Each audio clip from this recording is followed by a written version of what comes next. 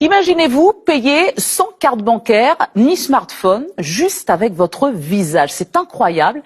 Ça se passe en Chine et c'est possible dans une centaine de points de vente.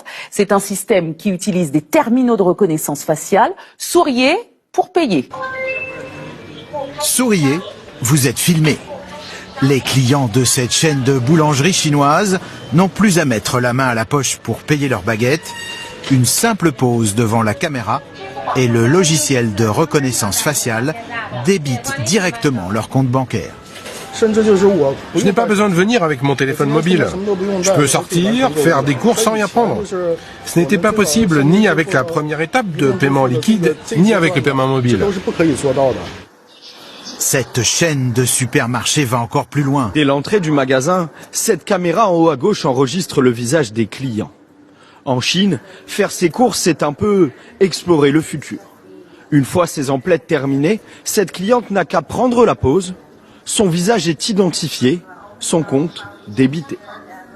C'est pratique, facile et surtout ça fait gagner du temps. Gagner du temps et remplacer le personnel par l'intelligence artificielle, c'est l'objectif de cette chaîne de magasins. À ceux qui dénoncent une technologie intrusive, cet ingénieur répond par l'argument sécurité. La technologie de reconnaissance faciale aide aussi à protéger les clients. On peut confirmer le paiement avec son visage, ce qui est très important pour la sécurité de votre compte. Dans un magasin traditionnel, quand vous payez, on peut voir votre code de carte bancaire. Avec cette technologie, on protège vos données et la sécurité de votre compte.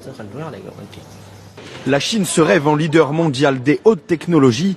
Le paiement par reconnaissance faciale est en plein essor, déployé à travers tout le pays, le plus peuplé du monde.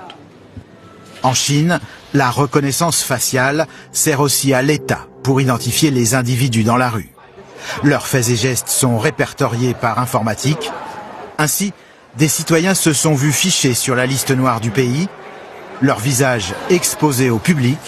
Ils n'avaient tout simplement pas payé leur place de cinéma.